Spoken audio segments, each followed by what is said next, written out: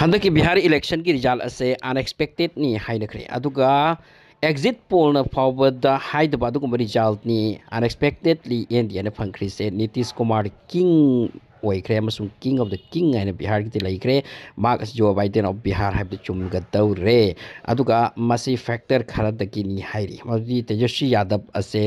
youngster सिंग याम यावा अदुबु mark असे करम हाइना सुयामन लिकना लेहबुन मंगोंदैति यामना हेना वांगना सखरे नीतीश की साइड अमदी एनडीए गठबंधन महागठबंधन असिना अदुना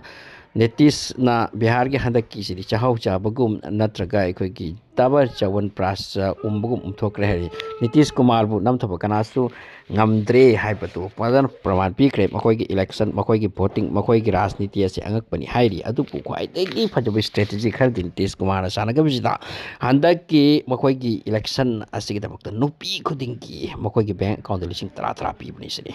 mi karor ahum mari to so hairo kaya yam kro paisa na masi loina pi ki sini ani suba na akoi ahan singi akoi all pension na phangi to masi chamri chonga phang butagi lupa lising ang chama adum hek yohankiba asigumba pot kharada makoina place sanakiba aduga Tejashi Yadav na khalamba adagi yam the hena upside down oikabri me puno makhang me west gi sumastagi pot yam lakani hadu unexpected de du oide matawasumna NDA BJP masina amuka government semgodore Nitish Kumar for the time being mak ase amuka CM oina Bihar da legadori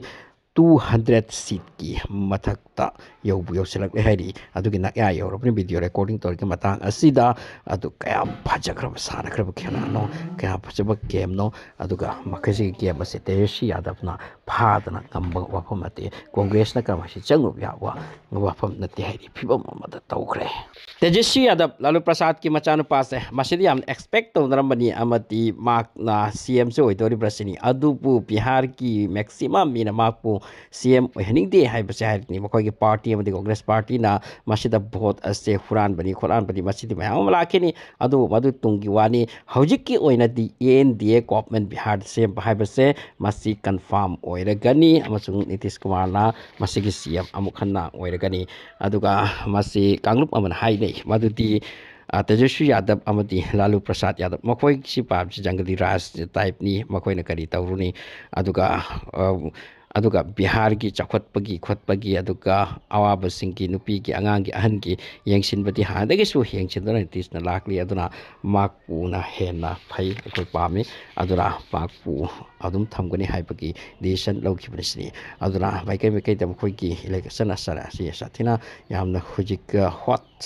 topic tani all India ta mit yeng tanaki moti Bihar ki election ji kamdo pa haiduna adu finally ko ju khalam ni something change la kadori mare andak ki matang ase haiduna adu bu change nate Bihar ki nupi sing asina andak ki sisu Nitish Kumar bu select opni NDA government means Modi Shah ki little lady asina leibana phai haibagi decision da laukraga makoi ki election ase aroibada makoina tum thoire hojik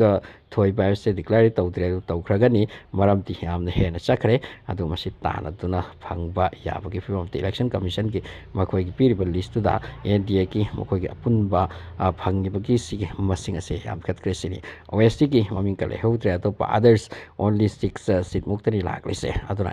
amatta oina NDA government da support tawkre makoi ki strategy am phajaki ai manung sanari se makoi si mullabani rajniti da NDA kalu pase aduna makoi si butar yam why have sengwani andak su praman tawkre andak su proof tawkre Bihar su makoi khudum chat khre matawasumna laikini state kharagi election masi sing istam khoina sana kador bi game ase amna yengbe yai atuga nupi khuding ki bank account sing tara